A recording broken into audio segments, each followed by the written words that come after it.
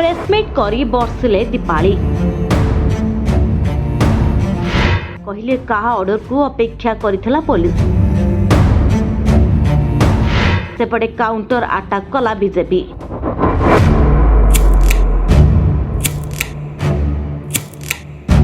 BJP सरकार उपरे बर्षिले दीपाली दास। झारसुगुड़ा पूर्वतन विधायिका दीपाली दास शनिवार प्रेसमिट करी सरकार उपरे बर्षिबा सहित गतकाली घटिथिबा घटना को नहीं सरकार उपरे राग छाड़िछंती। कहते जेतेबेले क्रिमिनाल पंचायत रे अनास्था प्रस्ताव आसिला सेतेबेले प्रशासन टाळटुळ नीति अवलंबन कला। आमे हाईकोर्ट रु निर्देश आनिलु सेतेबेले अनास्था भोट पाई जनवरी 10 तारिख दियागला। किंतु बीजेपी पक्षरु किछि नेता पंचायत प्रतिनिधि को जनवरी 8 रे धमक चमक दियागला। या परे जनवरी 9 रे लइताकेरा थाना अधिकारी गोटे प्राइवेट प्लेटफॉर्म को जाई बेआईन भाव में सर्च कले जहाँकि दीपाली दास भाई विशाल दास मालिकाना अच्छी। एने आईजी को भेटी से आलोचना करथिले किंतु ता परदिन छत्तीसगढ़ जाई पुलिस होटेल रे सर्च कले बोली कहछंती दीपाली दास। या मीटिंग केस दर्शाई सरपंच समिति सभ्यों को अटक रखागला। यापर विशाल दास खबर पाई होटेल को गले किंतु होटेल आगरे पहुंचला बेलू होटेल शटर पड़ता।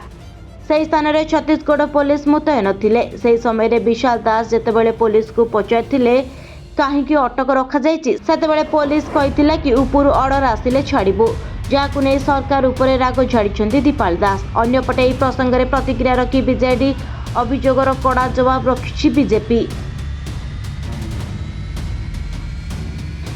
डाटिंग पॉलिटिक्स किए करुथिला नवीन बाबू को जाई दीपाली पचारंतु।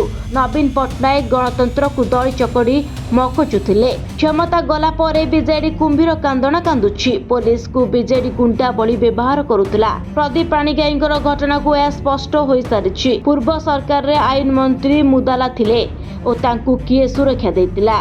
कार्यकारी सभापति थिबा सत्वे दीपालींकर बापा नव दास केमिति कांग्रेस छाड़ी बीजेडी रे जोग देथिले कहिबे कि नव दास हारिजिबा भୟରେ कांग्रेस छाड़ी बीजेडी रे मिसिले कि बोली प्रश्न करी दीपाली को घेरिछंती बीजेपी मुखपात्र। ब्यूरो रिपोर्ट न्यूज दुनिया।